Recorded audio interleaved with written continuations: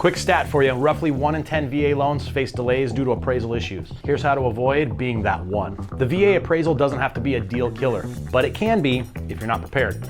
I'm Jason Wood, the VA loan guy, and in this video, I'll show you how to spot and solve the most common VA appraisal problems before they mess up your closing timeline. Let's break it down. So what is the VA appraisal and why does it matter?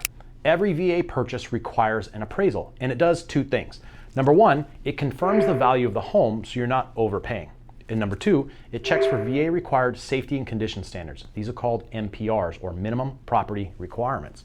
It's how the VA makes sure you're not buying a money pit or something that could put your health or your family's safety at risk. No one wants to move in and discover the furnace is broken or there's mold in the crawl space. So what trips people up? Here are some of the most common reasons VA appraisals come back with issues. Number one, chipping or peeling paint, especially on homes built before 1978. Exposed electrical wiring, broken or missing windows, heating or AC not functioning, roof with visible leaks or damage, unpermitted additions or garage conversions, missing appliances, some lenders require them to be installed, standing water or mold. None of this means the home can't qualify, but it likely will need to be fixed before closing, and that takes time and money. But here's something most buyers don't know. The VA appraisal isn't just about the home. It's also about the neighborhood. If the appraiser can't find good comps, similar homes that recently sold in the neighborhood, you might not get the value you need. That's why choosing the right location matters too.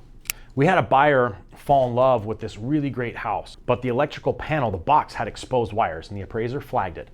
Closing was delayed 3 weeks while the seller got an electrician. We had another one with an unpermitted addition. Totally killed the deal. Another client wanted a home with a converted garage. Looked amazing, but it wasn't permitted and the VA wouldn't accept it. The deal fell through. So think of the appraisal like a dress rehearsal for move-in. If it's not ready for guests, it's not ready for VA financing.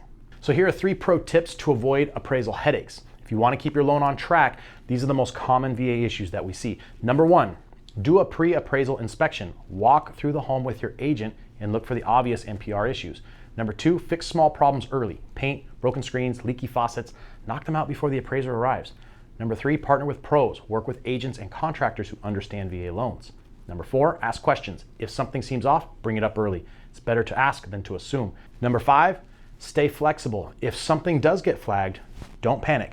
Most issues can be fixed with good communication and quick action. So if you're worried that your property might not pass the VA appraisal, let's take a look at it together.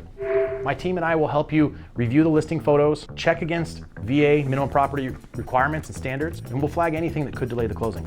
Feel free to book a free call with us at valoanguy.us or just click the link below. With the right prep, the VA appraisal doesn't have to be scary, and it definitely doesn't have to delay your dream home. Let's get you home without delay.